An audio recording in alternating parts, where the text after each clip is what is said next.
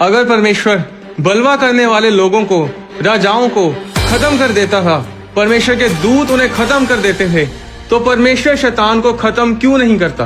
कलूसियों अध्याय 1 उसकी 16 में लिखा है, क्योंकि उसी में सारी वस्तुओं की सृष्टि हुई, स्वर्ग की हो अथवा पृथ्वी की, देखी या अनदेखी, क्या सिंहासन, क्या प्रभुताएं, क्या प्रधानताएं, क्या अधिकार, सारी वस्तुएं उसी के द्वारा और उसी के लिए सृजी गई हैं। परमेश्वर ने आत्मिक दुनिया इंसान के बनाने से कहीं पहले बना दी थी। आदि में जब परमेश्वर ने स्वर्गों और पृथ्वी की सृष्टि की, तो उस समय स्वर्गदूत भी वहाँ मौजूद थे।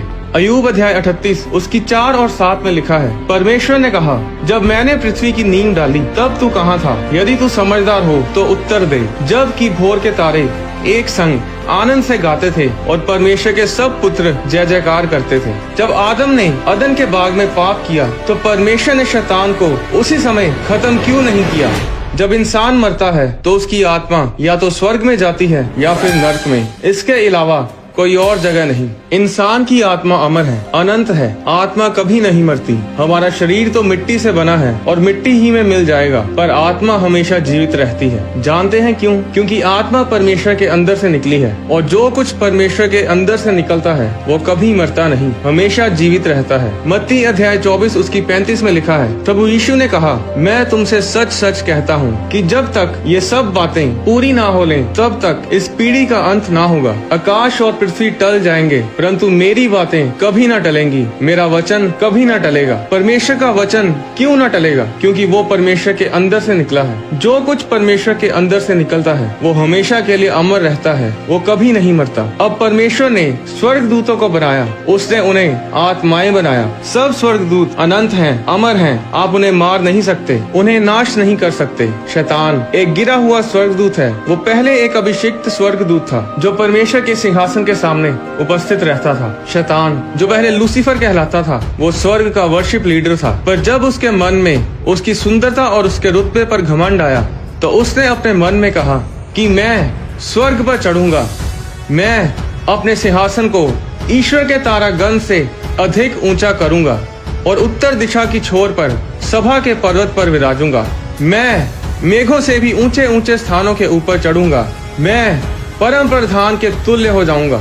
जब शैतान के अंदर मैं आ गई, जब वह घमंडी हो गया, तब वह स्वर्ग से धरती पर गिरा दिया गया, और तब एक अभिषिक्त दूत कहलाने वाला शैतान बन बैठा। सिर्फ घमंड के कारण उसे स्वर्ग से निकाल दिया गया। नीति वचन अध्याय 16 उसकी 5 पे लिखा है, सब मन के घमंडियों से यहोवा घृणा करता है, ऐसे लोग निर्दोष ना ठहरेंगे। नीति वचन 16 उसकी 18 में लिखा है, विनाश से पहले गर्व और ठोकर खाने से पहले घमंड आता है। अगर आप घमंडी हैं तो आपका भी शैतान की तरह विनाश होगा, पर अगर आप नम्र हैं तो परमेश्वर आपको ऊंचा करेगा। नीति वचन अध्याय 18 उसकी 12 में लिखा है, नाश होने से पहले मनुष्य के मन में घमंड और महिमा पाने से पहले नम्रता होती है। नीति वचन अध्याय 11 उसकी 2 में लिखा है, जब घमंड आता है तब अपमान आता है, पर जब नम्रता आती है तब बुद्धि आती है। याकूब अध्याय 4 उसकी 10 में लिखा है, प्रभु के सामने नम्र बनो तो वह तुम्हें ऊंचा करेगा। क्योंकि शैतान पहले एक अभिषिक्त स्वर्गदूत था जो कि परमेश्वर के द्वारा जन्मा था, इसलिए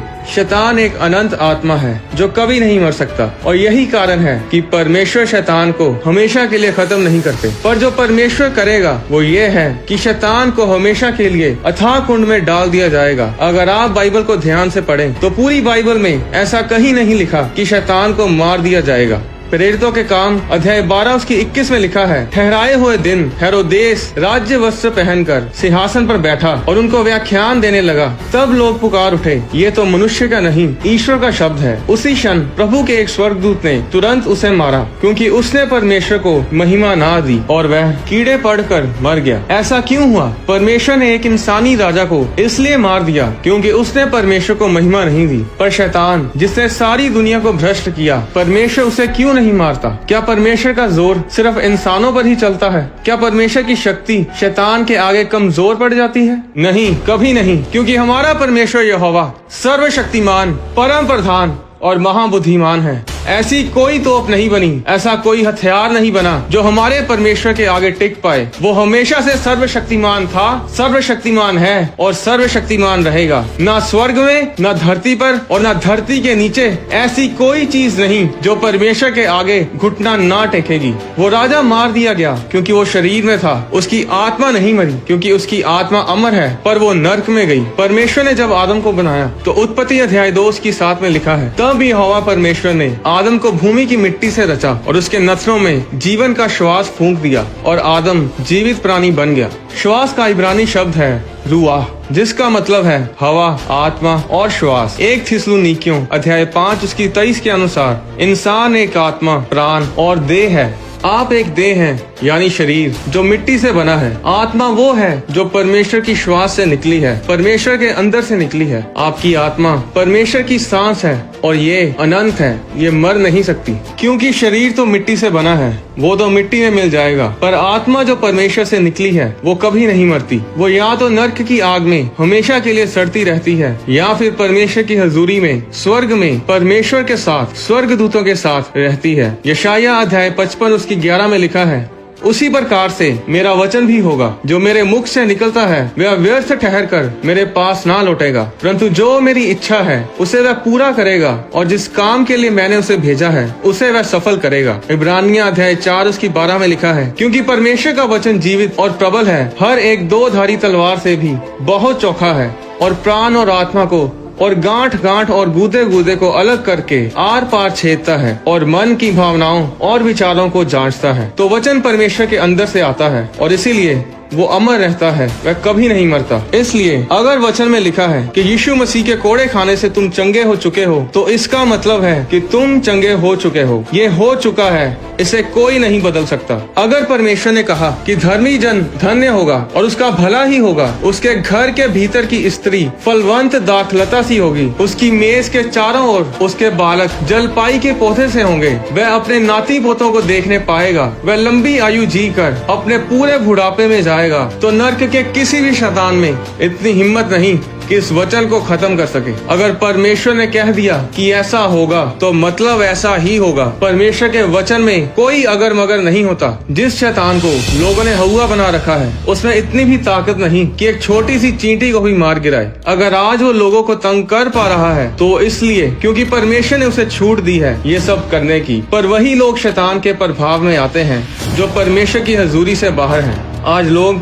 प्रभु यीशु की तस्वीरों को शैतान के साथ पंजा लड़ाते दिखाते हैं। ये सब बकवास है। बाइबल में लिखा है लूका 10:18 में कि यीशु ने कहा, मैं शैतान को बिजली के समान स्वर्ग से गिरा हुआ देख रहा था। जरा सोचिए कि यीशु मसीह बैठे देख रहे थे, बस दूतों ने उसे स्वर्ग से धरती पे गिराया। प्रकाशित वाक्य अध्याय 20:1 में लिखा है कि फिर मैंने एक स्वर्गदूत को स्वर्ग से उतरते देखा, जिसके हाथ में अथाह कुंड की चाबी और एक बड़ी जंजीर थी। उसने उस अजगर अर्थात पुराने सांप को, जो इबलीस और शैतान है, पकड़ के 1000 वर्ष के लिए बांध दिया और उसे अथाह कुंड में डालकर बंद कर दिया और उस पर मोहर लगा दी कि वह 1000 वर्ष के पूरे होने तक जाति जाति के लोगों को फिर ना भरमाए।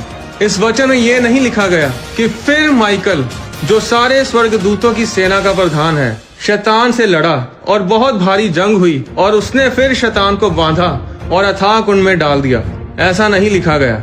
इस वचन में लिखा है कि एक स्वर्गदूत, सिर्फ एक साधारण स्वर्गदूत, उस शैतान को, जो पुराना सांप है, जो इबलीस है, उसे पकड़ के 1000 वर्ष के लिए अथाह कुंड में बंद कर देगा। आज लोग शैतान से इसलिए डरते हैं क्योंकि परमेश्वर के साथ उनका कोई संबंध नहीं है। अब शैतान मर नहीं सकता, इसका मतलब ये नहीं कि आपको शैतान से डरना चाहिए। लूका अध्याय 10:19 में लिखा है, देखो मैंने तुम्हें सांपों और बिच्छों को रोनने का और शैतान की सारी सामर्थ्य पर अधिकार दिया है और किसी वस्तु से तुम्हें कुछ हानि ना होगी। अगर परमेश्वर ने कहा कि मेरे विश्वास करने वालों में ये चिन्ह होंगे कि वे मेरे नाम से दुष्ट आत्माओं को निकालेंगे, नई नई भाषा बोलेंगे, सांपों को उठा लेंगे और यदि वे प्राण नाशक वस्तु पी भी जाएं, तो भी उनकी कुछ हानि ना होगी।